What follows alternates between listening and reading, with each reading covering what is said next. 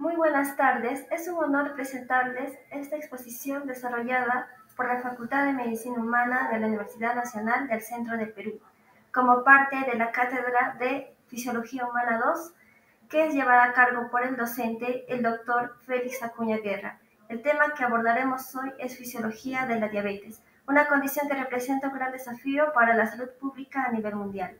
Los ponentes responsables de esta presentación son Paucar Puente, Denis Fiorella, Luis Yachi, Patricia Scarlett y Castro Sánchez, Maricielo Mafi.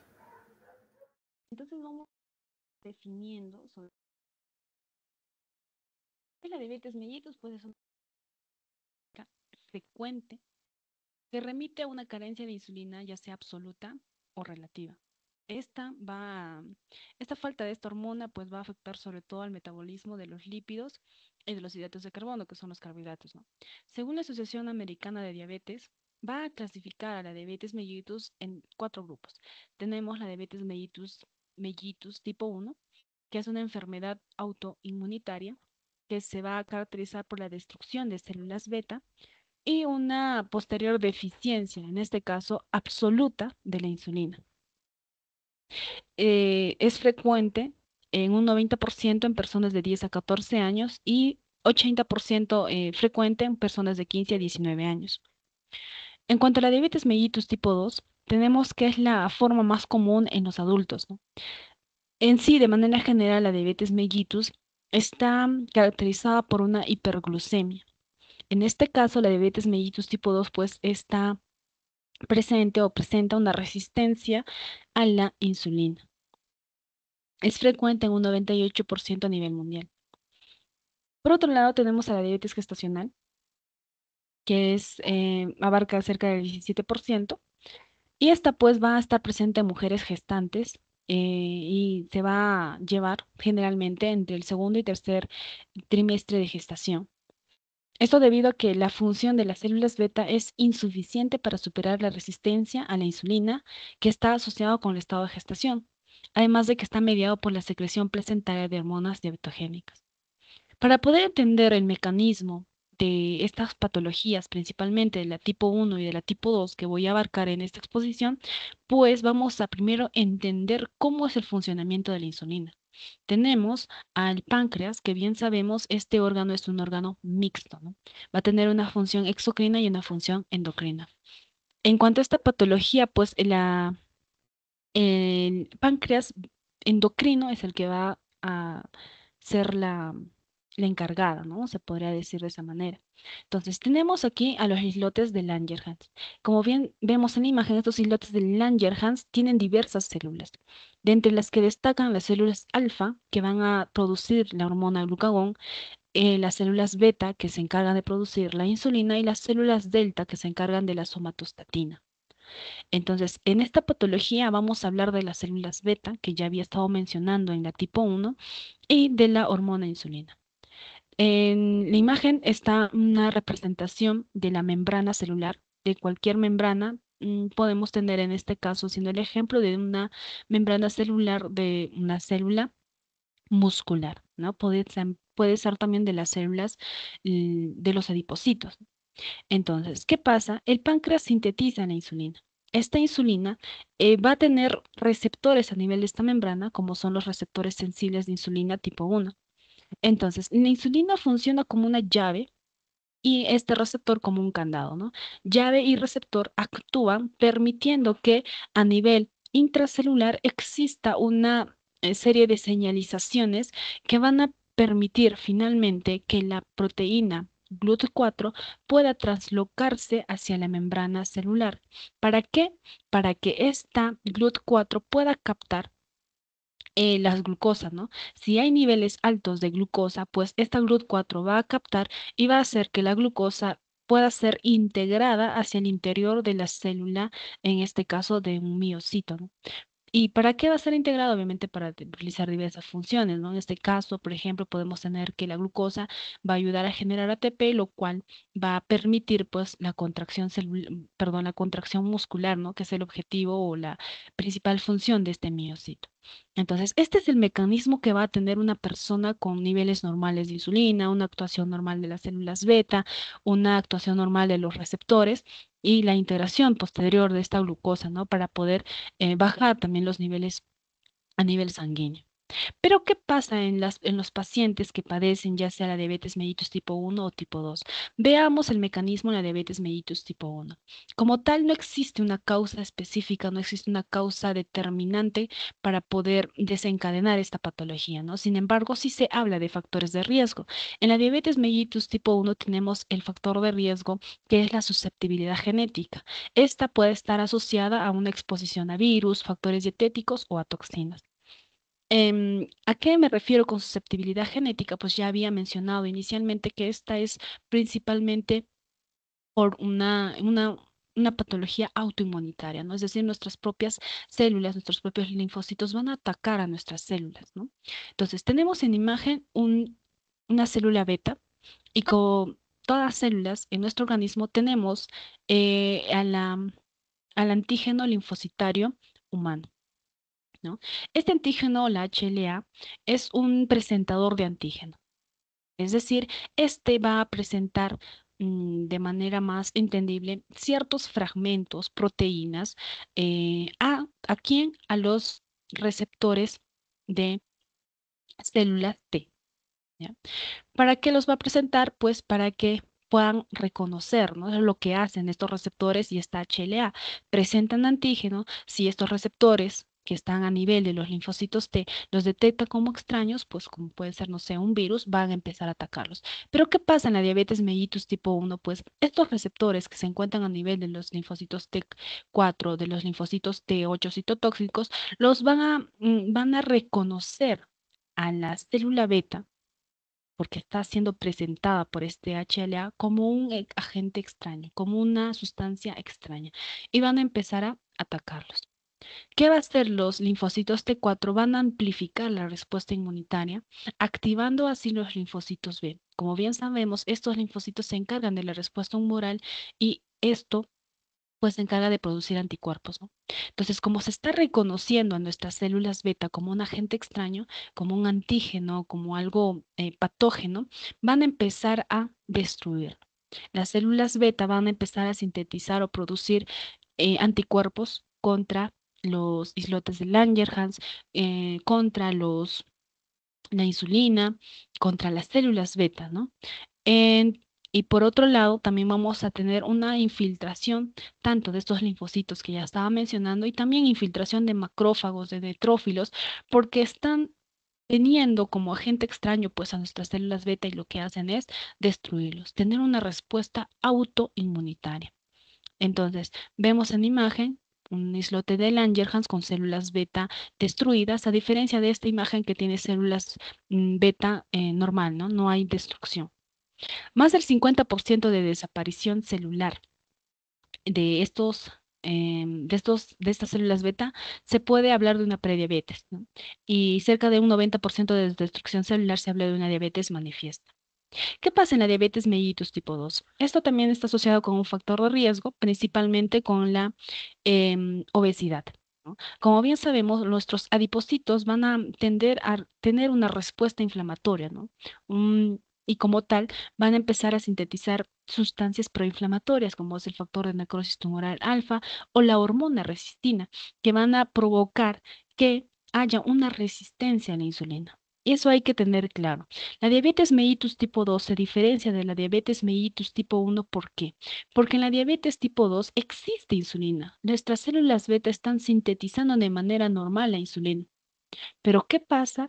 Que no hay una buena recepción, ¿no? Puede haber bloqueo a nivel del receptor sensible de insulina, puede haber bloqueo a nivel de esa señalización al interior de la célula, o no puede haber una translocación adecuada de la GLUT4 y como tal no va a haber una captación de glucosa a nivel de esta proteína, ¿no? Entonces, esto se da en la diabetes mellitus tipo 2. En cambio, en la diabetes mellitus tipo 1 no existe insulina. Hay una deficiencia absoluta de la insulina. ¿Por qué? Porque hay una destrucción de la célula que genera esta insulina, ¿no? Entonces hay que tener claro esa diferencia.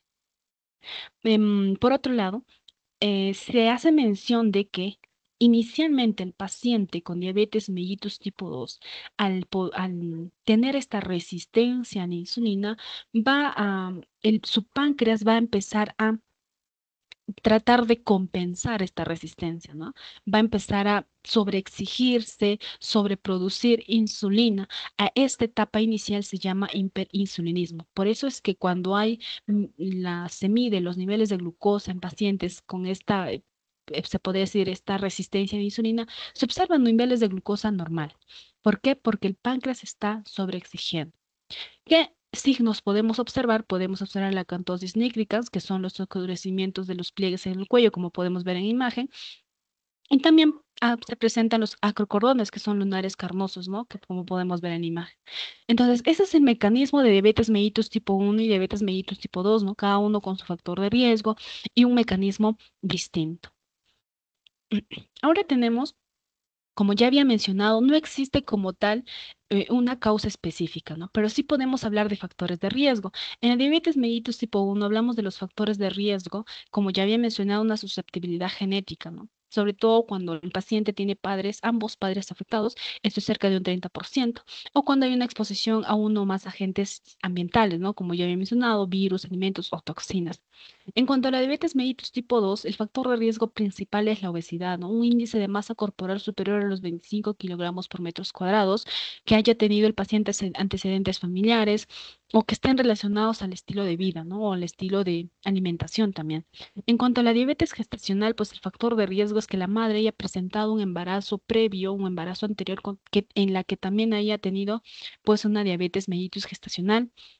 También un factor de riesgo es que haya tenido antecedentes familiares de diabetes, o también un factor de riesgo es la edad materna avanzada, ¿no? Mayor a los 35 años. También cabe resaltar que una diabetes gestacional puede conllevar a una diabetes mellitus tipo 2. En cuanto a los síntomas, tenemos los 4 síntomas principales de la diabetes mellitus: la polifagia, la poliuria, la polidipsia y la pérdida de peso sin una causa aparente, ¿no? Algunos pacientes pueden presentar comezón u hormigueo y algunos también pues una visión borrosa. Entonces, el mecanismo, la acción, los síntomas y factores de riesgo de la diabetes mellitus. A continuación hablemos sobre la fisiología de la hipoglucemia. Empecemos definiéndola. De acuerdo a la Asociación Estadounidense de Diabetes, ADA, esta se define como todos los episodios de una concentración de glucosa plasmática anormalmente baja que exponen al individuo al daño potencial. En términos numéricos, no existe un valor consensuado que defina la hipoglucemia. Sin embargo, se dice que hay hipoglucemia cuando el paciente presenta síntomas compatibles con hipoglucemia, como por ejemplo palidez, temblores, sudoración, dolor de cabeza, entre otros que pudieran presentarse. Además de esto, debe existir una concentración plasmática de glucosa en sangre inferior a 70 miligramos por decilitro. Asimismo, es importante tener en consideración que los signos y síntomas pueden no aparecer hasta que las concentraciones plasmáticas de glucosa en sangre estén por debajo de los 55 miligramos por decilitro. El diagnóstico de la hipoglucemia utiliza como herramienta la triada de Whipple, para lo cual el médico debe reconocer en el paciente lo siguiente. En primer lugar, los síntomas de la hipoglucemia, que podrían ser, por ejemplo, hambre, temblores, taquicardia, sudoración, entre otros síntomas. En segundo lugar, el paciente debe presentar un nivel bajo de glucosa en sangre. Aquí, por ejemplo, en caso de pacientes diabéticos, la glucosa debe estar por debajo de los 70 miligramos por decilitro, mientras que para los pacientes no diabéticos, los niveles de glucosa deben estar por debajo de los 60 miligramos por decilitro. Y por último, en tercer lugar, debe haber en el paciente una mejoría de los síntomas una vez se normalice la glucemia. Es decir, en el momento que al paciente se le brinde, por ejemplo, un alimento rico en glucosa, la sintomatología debe desaparecer y la glucosa debe volver a subir. Seguidamente hablemos sobre los niveles de hipoglucemia. Existen 3 niveles. Empecemos con el nivel número 1. En este se va a presentar una concentración de glucosa plasmática en sangre menor a 70 miligramos por decilitro y mayor o igual a 54 miligramos por decilitro. En el nivel número 2, la concentración de glucosa plasmática en sangre es menor a 54 miligramos por decilitro. Además, en este nivel se da la presencia de síntomas neurológicos de hipoglucemia, como por ejemplo la confusión, el dolor de cabeza, la visión borrosa, entre otros síntomas. Por último, tenemos el nivel 3. Este va a representar un evento grave en el cual va a existir un estado mental y físico alterado y va a requerir de asistencia. Se trata de una hipoglucemia independiente de un valor numérico definido. Esta hipoglucemia nivel 3 representa una hipoglucemia grave. A continuación les explicaré las causas de la hipoglucemia. Está dividido en causas en personas que no presentan diabetes y en causas en personas que presentan diabetes. En lo referente a las personas que no presentan diabetes, cabe destacar que la hipoglucemia es poco frecuente. Sin embargo, cuando ocurre, puede deberse a diversas causas, entre las que encontramos, por ejemplo, las causas farmacológicas, que en un paciente no diabético podría deberse a un uso no supervisado o incorrecto de la insulina.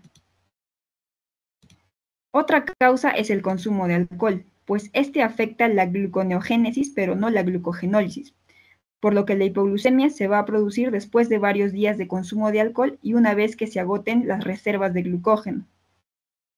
Otra causa son las enfermedades crónicas y críticas, como por ejemplo la enfermedad hepática terminal, la sepsis, la inanición o la insuficiencia renal, en las cuales la utilización de la glucosa afecta su ingesta, comprometiendo la glucogenólisis y la gluconeogénesis.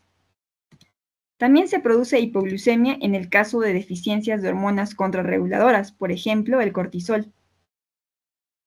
Por último, otra de las probables causas se debe a los tumores de células no islotes, que es un fenómeno paraneoplásico poco frecuente asociado a una variedad de neoplasias malignas, que incluye tumores mesenquimales y hepáticos. Se menciona que puede causar hipoglucemia porque cuando existe este tumor se produce un incremento de la secreción del factor de crecimiento similar a la insulina tipo 2, el cual incrementa la utilización de glucosa. En las personas con diabetes, en la mayoría de los casos, la hipoglucemia se debe principalmente al uso de fármacos, con los cuales estos pacientes están recibiendo tratamiento para esta enfermedad, entre los cuales encontramos, por ejemplo, las meglitinidas, las sulfonilúreas y la insulina. Los pacientes con diabetes tipo 1 tienen más probabilidades de presentar hipoglucemia en comparación con los pacientes con diabetes de tipo 2.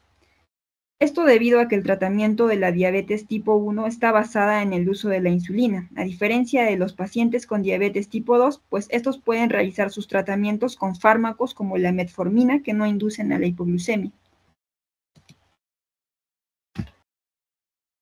Seguidamente les explicaré cuáles son los signos y síntomas de la hipoglucemia. Estos se dividen en dos categorías, los adrenérgicos y los no adrenérgicos. Empecemos primero con los síntomas y signos adrenérgicos, también denominados autonómicos, que resultan de la activación del sistema nervioso autónomo y son los que suelen aparecer primero. Dentro de este grupo se presenta, por ejemplo, las taquicardias, los temblores, la sudoración, la palidez, la ansiedad y el hambre. Por otro lado, tenemos los signos y síntomas no adrenérgicos o neuroglucopénicos, que son derivados de la falta de glucosa en el sistema nervioso central. Estos incluyen, por ejemplo, la cefalea, la debilidad, la letargia, la confusión, las convulsiones y pueden llegar al coma. Cabe destacar que las complicaciones no tratadas pueden provocar consecuencias neurológicas graves como convulsiones, daño cerebral e incluso la muerte. A continuación les explicaré cuáles son los mecanismos de regulación de la glucosa. Empecemos con la letra A, que nos dice que un descenso en los niveles de glucosa en el cerebro tendrá los siguientes efectos. Representado con el número 1, vemos que se activará el sistema nervioso simpático. Representado con el número 2, tenemos la liberación de la hormona adrenocorticotropa, la ACTH, mediante el siguiente mecanismo. El hipotálamo produce la hormona corticotropina, la CRH, y esta va a hacer que la hipófisis produzca la hormona adrenocorticotropa, la ACTH. De la misma manera se va a dar la liberación de la hormona del crecimiento, que va a estar representada con el número 3. Esto se dará de la siguiente manera. Esta hormona del crecimiento es secretada por la glándula pituitaria anterior, bajo el control del hipotálamo. Asimismo, el descenso del nivel de glucosa en el cerebro va a provocar hambre. Esto mediado por el sistema nervioso parasimpático, lo cual va a estar representado con el número 4. Seguidamente, tanto este descenso del nivel de glucosa en el cerebro, lo cual está representado con la letra A, así como la activación del sistema nervioso simpático, que está representado con el número 1, van a tener los siguientes efectos en el páncreas, lo cual está representado con la letra B. Se va a dar la inhibición de la secreción de la insulina y se va a estimular la secreción de glucagón por las células alfa de los islotes pancreáticos. Esto va a tener un efecto en el hígado, lo cual va a estar representado con la letra F. Vamos a ver que a este nivel se va a dar la glucogenólisis, es decir, la obtención de glucosa a partir de glucógeno almacenado en el hígado. De esta manera se va a ir restaurando los niveles de glucosa en sangre. A continuación, tanto el sistema nervioso simpático, el cual está representado con el número 1, así como la hormona adrenocorticotropa, la ACTH, lo cual está representado con el número 2, van a estimular a las glándulas suprarrenales, representadas con la letra C, para liberar cortisol, que se produce en la corteza suprarrenal, y la epinefrina, que se produce en la médula suprarrenal. Estos, conjuntamente con la hormona del crecimiento, representada con el número 3, van a tener un efecto en la vía de la gluconeogénesis en el hígado, que está representado con la letra D.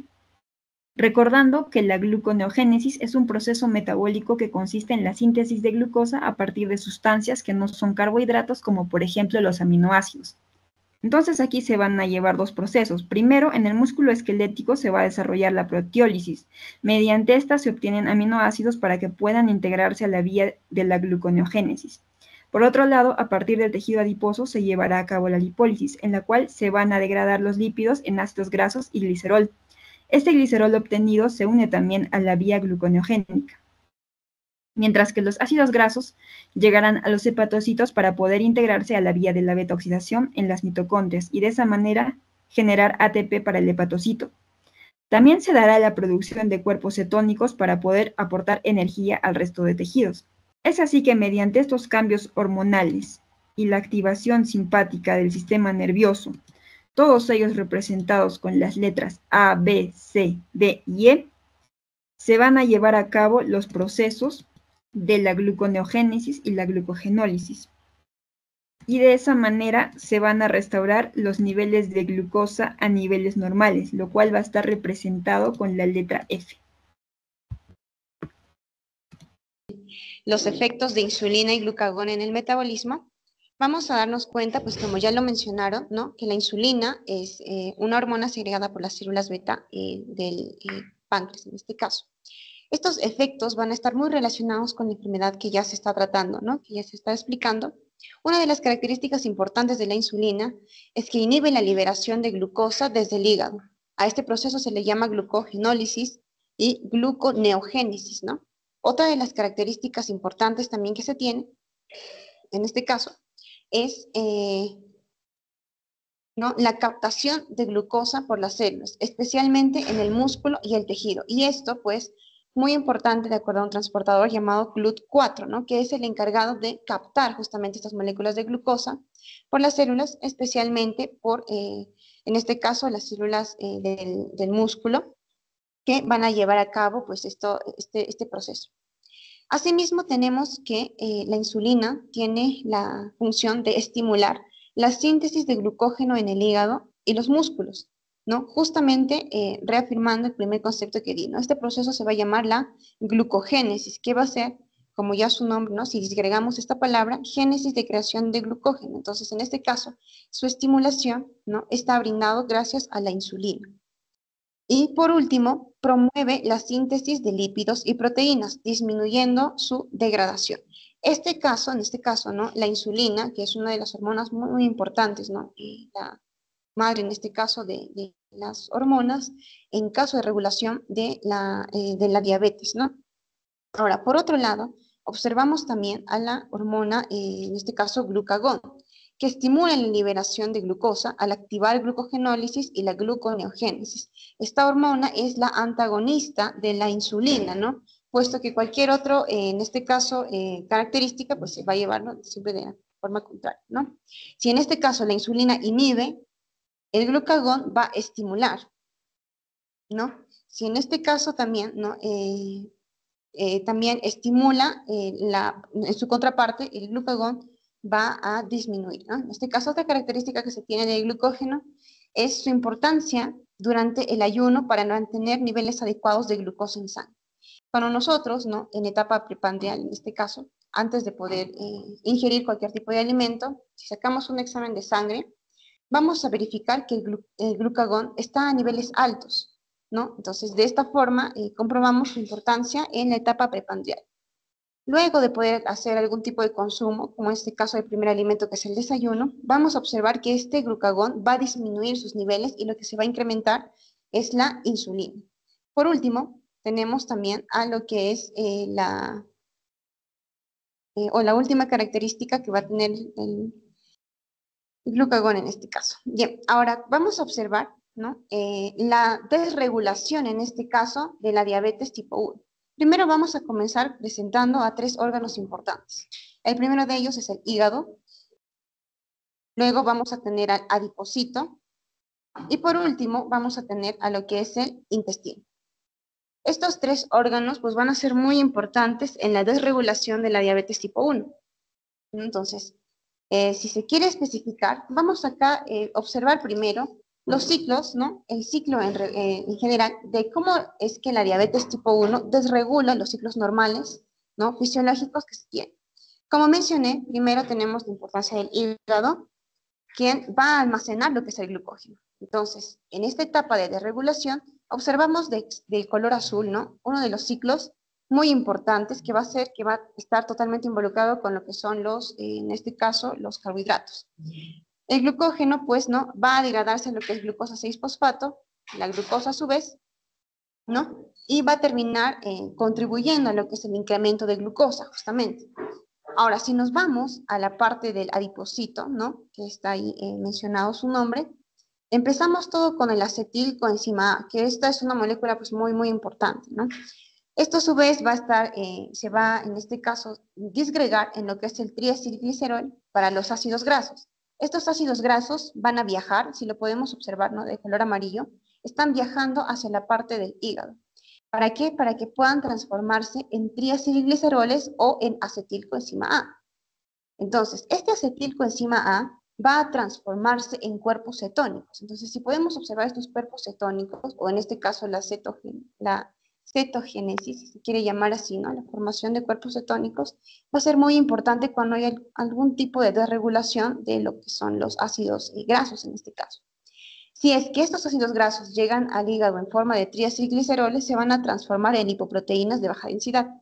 Estas lipoproteínas de baja densidad van a acumularse, lo cual va a causar también lo que es este tipo de diabetes, ¿no? Asimismo, el mismo intestino va a segregar lo que es en este caso los kilomicrones. Ahora, si se observa aquí, vemos también que los precursores, ¿no?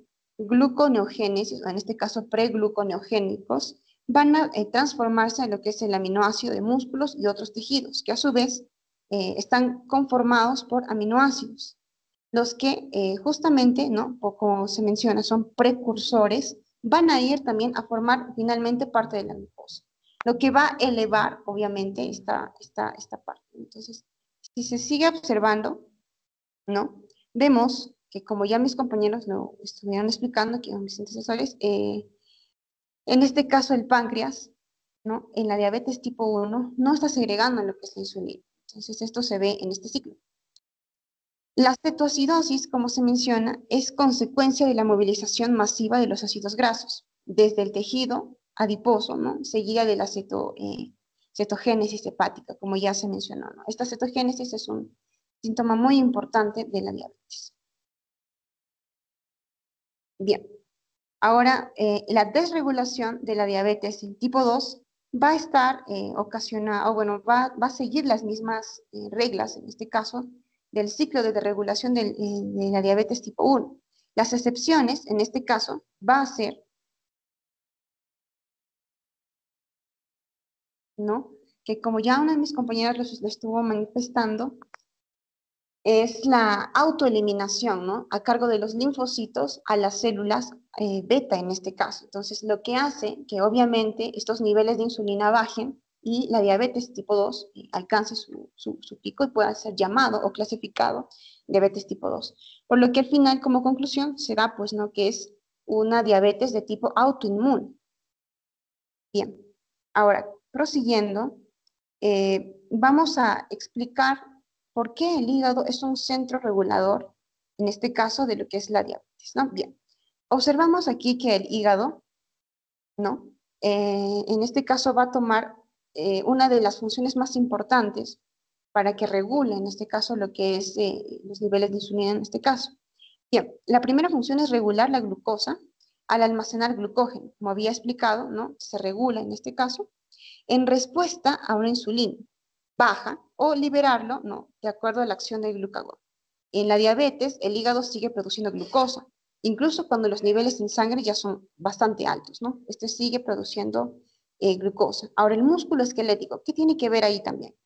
El músculo esquelético, pues, una de las funciones que va a hacer es que va a ser el principal consumidor de glucosa en etapa postprandial. Esto aquí estoy explicado en el ciclo en el esquema anterior de la diapositiva, que va a ser la etapa después de ingerir cualquier alimento. En la diabetes, la resistencia a la insulina reduce la captación de glucosa por los músculos, ¿no? Y finalmente, como estuve manifestando también en lo que es el esquema del ciclo de cómo se produce en este caso, ¿no? A partir de aminoácidos o de triglicéridos, tanto lo que es el acetilcoenzima para que se pueda realizar en este caso la síntesis de glucosa, el tejido adiposo es un tejido bastante importante aquí. ¿Por qué? Porque va a liberar ácidos grasos en respuesta al glucagón y los va a utilizar en esos procesos metabólicos. En la diabetes, el exceso de la lipólisis, ¿no? O sea, de la formación de lípidos, contribuye a la acumulación en grasa de los órganos, ¿no? Que se va a calificar como una lipotoxicidad. Y por lo tanto va a agravar, en este caso, la resistencia a la insulina, lo que es típico de la diabetes.